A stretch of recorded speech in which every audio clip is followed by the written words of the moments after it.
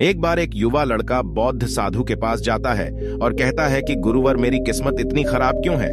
मैंने आज तक अपने जीवन में जो कुछ भी चाहा वो मुझे कभी नहीं मिला, जो मुझे हमेशा सफलता और निराशा मिली। लेकिन मैं ऐसे कई लोगों को जानता हूँ जिनके जीवन में किसी चीज की कमी नहीं होती, वह जो चाहते हैं बस इतना ही मिलता है। गुरुवर, बाद में ऐसा क्यों होता है सभी कि कुछ लोगों को सब कुछ मिल जाता है, वो जो भी करते हैं वो हर काम में सफल हो जाते हैं, वो सब कुछ पा लेते हैं जो आप चाहते हैं, जबकि दूसरी तरफ ज्यादातर लोग मेरी तरह बस सपने देखते रहते हैं, लेकिन वो कभी भी आपकी पसंद की चीजों और सफलता नहीं पा सकते। तो आप मुझे ऐसा तरीका बताओगे जिससे मैं भी अपना भाग्य ठीक कर सकूं और मनचाही सफलता प्राप्त कर सकूं। बौद्ध भिक्षुणी ने सारी बात ध्यान से सुनी और फिर बोली, जिन सफल लोगों की तुम बात कर रही हो सकता है कि उनमें से कुछ लोगों को तुम अपने भाग्य के बल पर सफल हुए हो, लेकिन अधिकांश लोग नहीं भाग्य से। लेकिन सफल इसलिए होता है क्योंकि उसने सफलता प्राप्त करने के लिए यह सफलता अर्जित की है। और मानव के अंदर सफल होते रहने के लिए कुछ महत्वपूर्ण आदतें हैं और इसके बारे में एक विशिष्ट दृष्टिकोण रखना बहुत जरूरी है। आज मैं आपको बताने जा रहा हूं, बस मेरी पूरी बात सुनिए। व्यक्ति ने अंत तक ध्यान से कहा, हाँ गुरुवर, मुझे आपकी पूरी बात समझ में आ गई है, ध्यान से सुनो। बौद्ध भिक्षु कहने लगे कि हम सही रास्ते पर हैं और शांत दिमाग से सोचते हुए आप जीवन में आने वाली हर चुनौती का समाधान पा सकते हैं। हम सभी को आपको अपना खोजने का प्रयास करना चाहिए।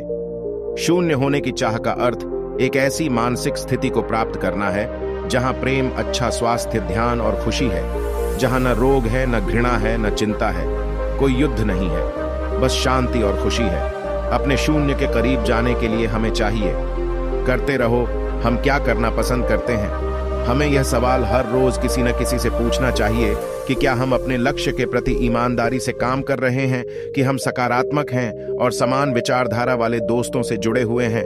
क्या हम अपने कर्तव्यों के प्रति ईमानदार हैं, क्या हम अपने खाली समय का सही उपयोग कर रहे हैं। इस तरह के प्रश्न हमें सकारात्मक रूप से सोचने के लिए मजबूर करते हैं और यह हमारी शून्य तक पहुंचने की यात्रा को और भी रोमांचक बना देता है।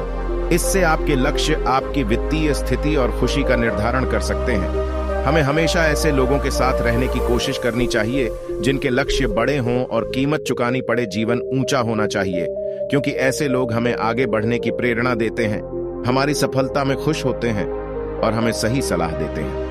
और मुझे अपने जीवन में कहां जाना चाहिए और कैसे पहुंचना चाहिए, दूसरा रास्ता, हमारे लक्ष्य बहुत स्पष्ट होने चाहिए। हमें बेहतर पता होना चाहिए कि हम क्या हासिल करना चाहते हैं, आशावादी रवैया। और पांचवा तरीका, हमें अपने लक्ष्य के प्रति हमेशा पूरी तरह से समर्पित होना चाहिए। केवल सकारात्मक चीजें ही करनी चाहिए, यहां तक कि अकेले भी अपने बारे में हमारे लिए नकारात्मक चीजें नहीं करनी चाहिए, क्योंकि बोले गए शब्दों में बड़ी ताकत होती है। जैसे उत्साह और सभी आशा से भरा हुआ किसी का जीवन बदल सकता है, ठीक उसी तरह नकारात्मक शब्द किसी का जीवन बर्बाद कर सकते हैं। हम कभी भी कुछ नया सीखते हैं। सफल होने के लिए हमारे लिए सफल चीजें या उच्च शिक्षा पुरानी नहीं होती, बल्कि एक दृढ़ संकल्प की जरूरत होती है। अगर व्यक्ति की नीयत पक्की हो तो वो रास्ते खुद बना लेंगे। हमें खुद को रोज याद दिलाते रहना चाहिए कि हमारी क्या उपलब्धियां हैं, हम बेहतर क्यों हैं, हमारा लक्ष्य क्या है और हम इसे कैसे पूरा करते हैं। यकीन मानिए, हमारी आदत ने हमें लक्ष्योन्मुखी उत्साहित किया और सकारात्मक बने रहे। अगर हम अपने और अपने आसपास के लोगों के साथ काम करते हैं और आपको बेहतर महसूस कराते हैं, तो यह हमारे लिए है और बेहतर करने की कोशिश करें और हमारी संभावनाएं किसी भी समय तेज आवाज से हमारा मान और भी बढ़ जाता है। और अभद्र शब्दों का प्रयोग नहीं करना चाहिए, ऐसा करने से हम कमजोर दिखाई देने लगते हैं, आत्मविश्वास कम हो जाता है।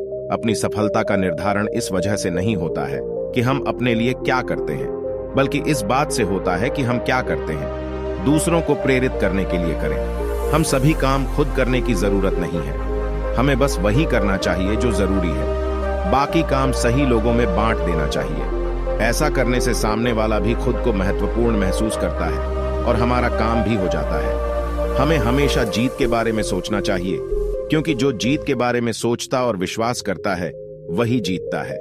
जीतने का यही नियम है और यह इस तरह से काम करता है। हमें इसे ध्यान में रखना चाहिए। अपने बच्चों के सामने अच्छा व्यवहार करना चाहिए, क्योंकि एक छोटा बच्चा और आदर्श व्यवहार अपने माता पिता के व्यवहार को मानता है और उसे ही अपनाने का प्रयास करता है। इसलिए हमें आने वाली पीढ़ियों को संस्कारी बनाने का प्रयास करना चाहिए। हमें जो चाहिए वह हमसे पूछें, जो मिलना चाहिए उसका दरवाजा खटखटाना चाहिए और हमें वह मिलेगा जो हम सफल लोगों को उनकी पूछने की कला के माध्यम से प्राप्त करना चाहते हैं। वे सब कुछ प्राप्त करते हैं जो प्राप्त करना चाहते हैं। सही तरीके से एक प्रश्न पूछें ताकि हम अपना वांछित उत्तर प्राप्त कर सकें। यह एक महान कला है जो सफलता की कामना करता है। यह हर एक व्यक्ति के अंदर होना चाहिए। इन पहली टिप्पणियों पर दिए गए बौद्ध भिक्षु ने हमारे अंदर जीवन में सफल होने के लिए जारी रखा। एक अच्छा नेता बनने के लिए हमें 7 आदतों को अपनाना होगा। पहली आदत, हमें अपने से संबंधित लोगों की मदद करने की कोशिश करनी चाहिए।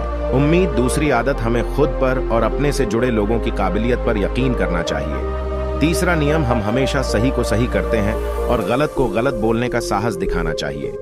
चौथा आता है, जब हम जानते हैं कि हम गलत हैं तो हमें अपनी गलती को तुरंत स्वीकार कर लेना चाहिए।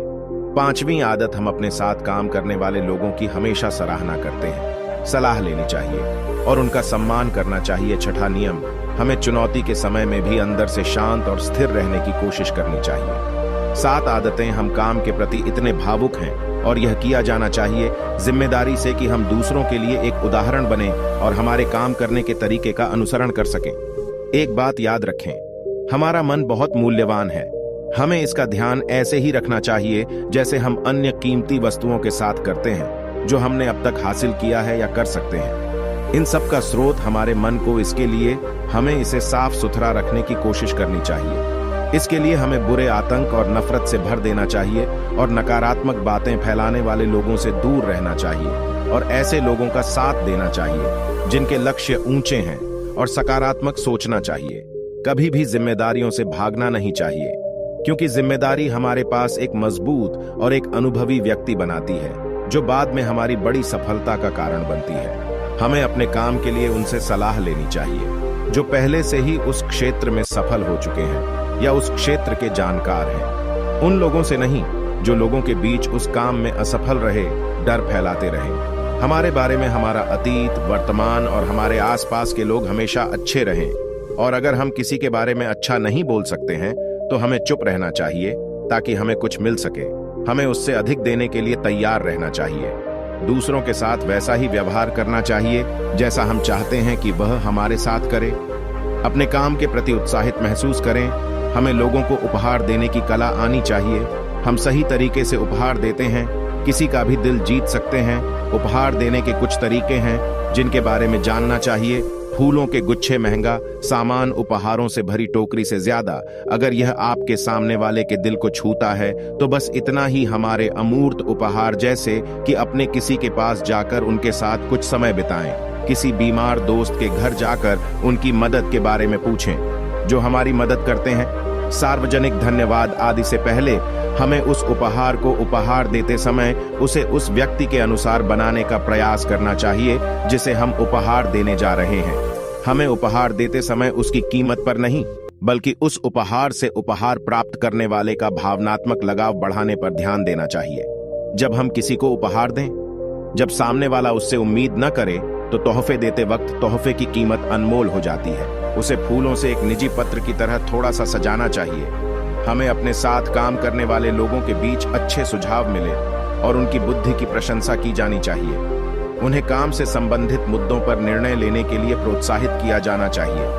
ऐसा करके हम उनका मनोबल बढ़ाते हैं और वह खुद को महत्वपूर्ण, उपयोगी और आवश्यक महसूस करते हैं और उनका हम पर विश्वास और भी बढ़ जाता है।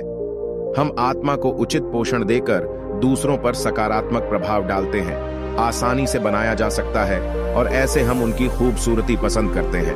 परिधान सफलता, घर के सामान, वास्तव में प्रशंसा आदि करके और अपने घर परिवार के बारे में बात करके कर सकते हैं। जब हम किसी को बोलने के लिए प्रोत्साहित करते हैं और मैं ध्यान से सुनता हूं, भले ही वे अपनी सफलता या आपकी समस्याओं के बारे में बता रहे हों, हम उन्हें ध्यान से सुनते हैं, उन्हें अच्छा महसूस कराते हैं और ऐसा करने से उनका विश्वास और समर्थन दोनों जीत सकते हैं। लोगों को ध्यान से सुनने की हमारी आदत हमें उनकी आंखों में प्रभावी बनाती है, एक गंभीर व्यक्ति बनाता है। हमारे साथ हो रही बुराई इस बात का प्रतीक है कि हम आगे बढ़ रहे हैं आगे, और जब हम पीछे मुड़कर अपनी बुराई का जवाब नहीं देते तो हम उसका नकारात्मक प्रभाव वहां निष्क्रिय कर देता है। श्रेय और प्रशंसा मिल भी सकती है और नहीं भी, हमें अपना सर्वश्रेष्ठ देते रहना चाहिए। बस अपने काम का श्रेय कोई और लेता रहे। लेकिन सही समय पर हमें हमारे काम का इनाम मिल जाता है। जो लोग हमारे बारे में गलत बोलते हैं और हमारे काम का श्रेय लेने की कोशिश करो, हमें उनसे बदला लेने के बारे में सोचने पर हमारा समय बर्बाद मत करो, लेकिन उन पर दया करके और उन्हें बीमार समझकर त्याग देना चाहिए। अगर हमारे पास चमत्कार है और हमें अपनी पीड़ा पर यकीन है तो कोई नहीं रोक सकता। हमें सफल होने से सभी को एक देवी रूप से चमत्कार प्राप्त हुआ कहा जाता है, लेकिन सामान्य जीवन में चमत्कार एक ऐसा व्यक्तिगत गुण है जो एक व्यक्ति को दूसरे व्यक्ति पर अधिकार देता है। चमत्कार केवल अपने भीतर आध्यात्मिक यात्रा करके ही पाया जा सकता है। कुछ नियम जिनके द्वारा आप अपने चमत्कार को जगा सकते हैं और बनाए रख सकते हैं। हमें ध्यान दें और एकांत के माध्यम से खुद को जानें और समझने की कोशिश करें। हमें हमेशा विनम्र रहना चाहिए और किसी को कभी भी अपनी संपत्ति का प्रदर्शन नहीं करना चाहिए, और हमें दूसरों से बात करने की शक्ति को प्रोत्साहित करना चाहिए। ऐसा बनो कि लोगों का ध्यान हम पर रहे, ना कि हमारे कपड़ों पर। हम जो भी करें उत्साह और उल्लास के साथ करें। जिम्मेदारी लेने के लिए हमें हमेशा तैयार रहना चाहिए, क्योंकि यही आदत हमें बेहतर बनाती है। अगर कोई हमसे सलाह लेता है तो हमें व्यक्तिगत उसकी समस्याओं पर ध्यान देना चाहिए, उसे समाधान मिलना चाहिए। अगर हम अपनी बातों और वादों पर कायम रहें तो इससे हमें अपार सम्मान मिलता है और हमारा चमत्कार भी बरकरार रहता है। हम अपने छोटे छोटे वादों को पूरा कर बड़ी सफलता प्राप्त कर सकते हैं। जैसे जब हम किसी से मिलने के लिए अपॉइंटमेंट लेते हैं तो उस पर विशेष समय ही हमें उनसे मिलना चाहिए। हमसे किए गए वादों को हर हाल में पूरा करने की कोशिश करनी चाहिए। अगर किसी को अपनी समस्या या मजबूरी साझा करनी है तो हमें उसकी बातों को गुप्त रखना चाहिए। ऐसा करके हम उस व्यक्ति के विश्वास को जीते हैं। हमारे सामने और हमें अपने से जुड़े लोगों के साथ भी हमेशा ईमानदार रहना चाहिए। हमारी सफलता का निर्धारण इस बात पर निर्भर करता है कि हम अपना समय कैसे और किसके साथ बिताते हैं। इसके लिए हमें समय समय पर अपने मित्रों की समीक्षा करते रहना चाहिए कि हमारा मित्र एक बेहतर भविष्य बनाने के लिए काम कर रहा है, जो हमारे लिए सही है, और सकारात्मक सुझाव दे। मुश्किल समय में वह हमारी मदद करे, कहीं न कहीं केवल शिकायत करने वालों के लिए ही नहीं। नकारात्मक विचारकों और हमें पीछे खींचने वाले दोस्तों से साथ साथ नए और अच्छे लोगों से दोस्ती करने की कोशिश करनी चाहिए, और रिश्तों को बढ़ाकर भी पीछे नहीं हटना चाहिए। हमें धैर्य के महत्व को भी समझना चाहिए, क्योंकि बड़े और महत्वपूर्ण लक्ष्यों को पूरा करने में समय लगता है। इसलिए हमें अपने लक्ष्य के लिए प्रतिदिन कदम बढ़ाते रहना चाहिए। निरंतर धैर्यवान कार्यकर्ता न केवल अपने लिए बल्कि आने वाली पीढ़ी के लिए भी निर्माण करते हैं। जब हमें लगे कि हमारा काम हो गया तो हमें उस समय का 10% उसमें लगा देना चाहिए और गलतियों को कम करने के लिए लगाना चाहिए। ऐसा करने से हमारे काम के प्रति हमारा समर्पण बढ़ता है। हमें यह ध्यान रखना चाहिए कि पैसा हमें नियंत्रित न करे। हमें अपनी कमाई का कुछ हिस्सा दूसरों की मदद के लिए इस्तेमाल करना चाहिए, क्योंकि दान करने से पैसा शुद्ध होता है और मन की शांति बढ़ती है। हमें पहुंचने में मदद मिलती है। सफलता के शिखर पर पहुंचने में बहुत समय लगता है, लेकिन वहां से नीचे गिरने में देर नहीं लगती। इसलिए सफलता कभी भी अपने सिर पर नहीं चढ़ानी चाहिए। अपने चरित्र का एक अच्छा उदाहरण हमें समाज में पेश करना चाहिए, ताकि लोग अनुसरण कर सकें। उसे जीवन में कभी भी सीखना बंद नहीं करना चाहिए। हमें अपनी जिज्ञासा के कारण एक बच्चे की तरह सोचना चाहिए, जो हमें अमीर बनाता है, सफलता को प्रोत्साहित करता है और जीवन का आनंद लेता है। हमारे साथ साझा करें, और फिर हम अपने सबसे अच्छे समय में हमें निराशावादी लोगों को उभरते हुए देखा जा सकता है। कहीं आपके जीवन में कोई स्थानीय व्यक्ति दे, हमें सफल लोगों से सलाह लेनी चाहिए और सफल लोगों से सीखना चाहिए। हमें चुनौती दें और बड़े लक्ष्य, जिसे पाने के लिए लोगों को यह संभव लगता है, क्योंकि लक्ष्य के बिना जीवन व्यर्थ है। लक्ष्य ऊर्जा है। जितना बड़ा लक्ष्य होगा उतना ही हमारे अंदर यह उच्च होगा, अपने लक्ष्य को पूरा करेगा। इसके बाद बौद्ध नन ने कहा, मुझे उम्मीद है कि अब आप समझ गए होंगे, इसलिए सफल होने के लिए क्या करें। लड़के ने भी भिखारी को धन्यवाद दिया और उसका आदेश ले लिया। अगर आपको हमारी ये वीडियो पसंद आई हो तो वीडियो को लाइक करें तथा चैनल को भी सब्सक्राइब कर दें।